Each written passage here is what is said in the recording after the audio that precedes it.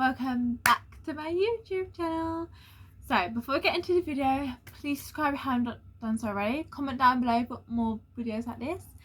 Subscribe to my other YouTube channel and follow all my social medias, which will be down below.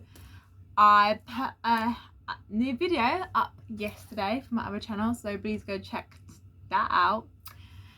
And let's get right into this video. So I've been putting this off because it's quite like a complicated video to start, but a lot of people have been begging me to talk about all the obstacles I've had to overcome as like a runner. And I'm gonna focus on people putting me down, because I spoke a bit about my injury, and I spoke about my iron deficiency, I spoke about my eating disorder, I spoke about a lot of things. So I think one of the main things I've had to overcome is people doubting me. I had that with swimming. It was the reason why I quit swimming. Well, one of the reasons. It was that, and that I loved running more, but that was one of the reasons. I started running for Haven Athletics, like I said, when I was 11. And in my first year, everyone was very positive. My coach was amazing. And then when I got to under 15, it sort of changed a little bit.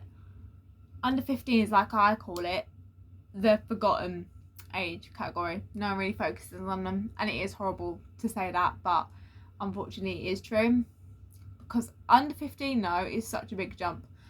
Under 13 to under 15 is a bigger jump than under 17 to under 20, which shouldn't be, because it isn't that big of an age gap difference, but it is, and it's harder, and in doing so you are forgotten, so you have to push yourself.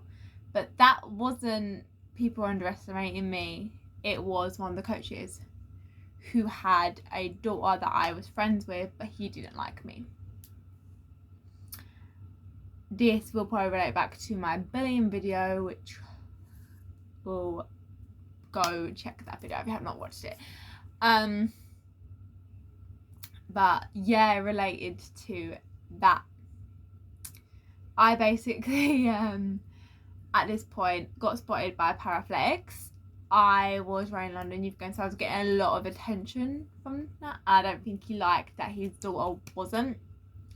So it was the comments of, you're doing this wrong, you're doing that, stop doing that, stop it, no, that's not how you do it, no, no, no, no. It was like constant, and it was annoying, but you just carry on with it. And I didn't really notice my self-esteem going down or anything. You don't really notice stuff like that, I guess.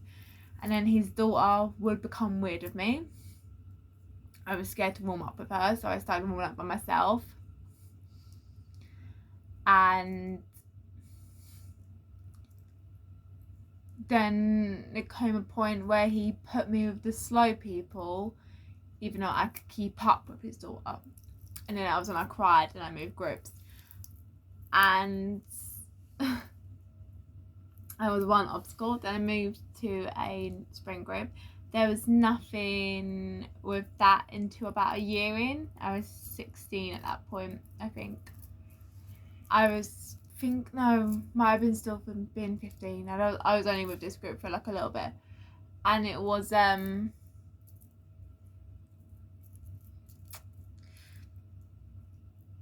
quite bad. I noticed little cliques. I noticed them treating me differently because I went to a sprint group and I was middle distance. They used to talk about me behind my back. Yeah, again, I moved groups. Now, the group I am now, there's a little bit. My coach is very sexist, and he will focus on another para person who's a boy rather than me, and that's an obstacle I've had to overcome, because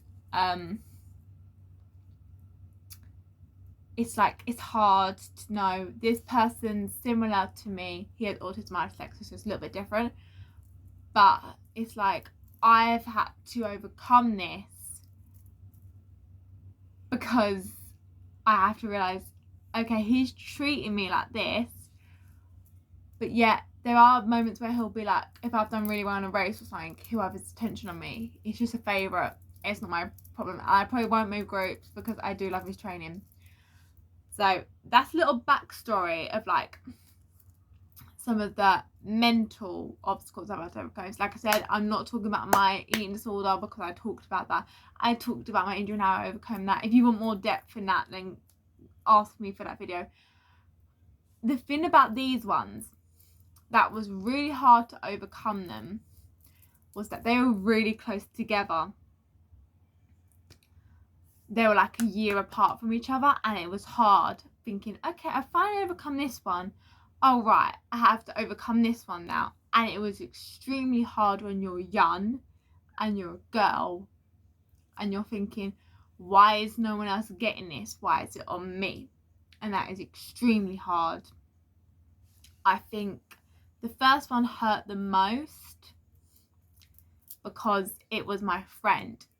And I think I had to sort of realise sometimes in running, they're going to care more about running than a friendship. You're not there to make friends. It's nice if you do, but you have to think that. And I think that's what helped me overcome it, was like, it's her problem, not me. I'm doing good, therefore her dad is threatened, therefore making her feel threatened. And that's what helped me overcome that. And when I moved to Rue, so oh my god, oops, I said the name. Anyway, when I moved to the second group, because I thought I was done with long distance, I was just done. I did like it, but this obstacle was easier because I wasn't as close to them. And it wasn't that they hated me, it was just they were annoyed we were sort of having to do longer stuff because I wanted to do middle distance as well as sprints. That was the reason. But it was hard thinking, am I the problem? When in reality, I wasn't the problem. It was just I was in the wrong group and they didn't like that. They wanted to do sprints and they couldn't because of me. And that was hard, obviously, because I was friends with them. I didn't understand why they would hate me. But from a point now, I can look back at it and be like, they didn't hate me. They just didn't like that they weren't able to do the things that they were trained to do before I got there, if that makes sense. But yeah, there was like when I first moved to Pat, it was hard. Oh my god, I'm saying their name. Okay, you don't know who they are, never mind. That's my coach's name, Pat. You don't know who he is, it's fine. Ugh, I'm trying not to say people's names, it's really hard. Anyway, when I moved to his group, it was hard at first, like I said, because the whole favoritism thing, but then also because I'd gone from middle distance sprint back to middle distance, and it was also I had to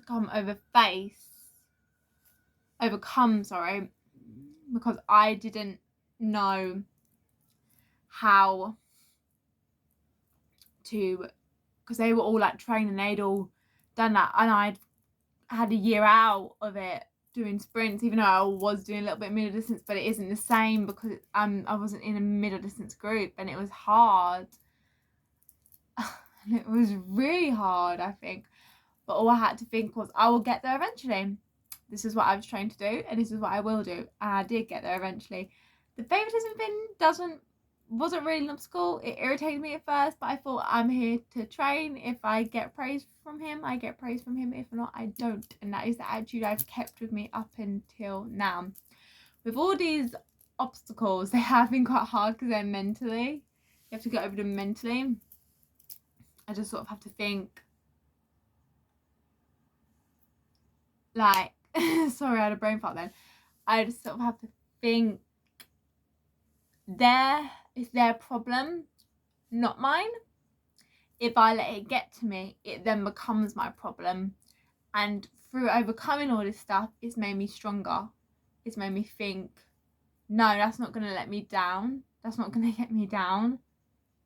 I'm stronger than that. That is their problem, not mine. And if you think like that, then I feel like these obstacles will just whizzed by you and you won't even care. That's generally my outcome.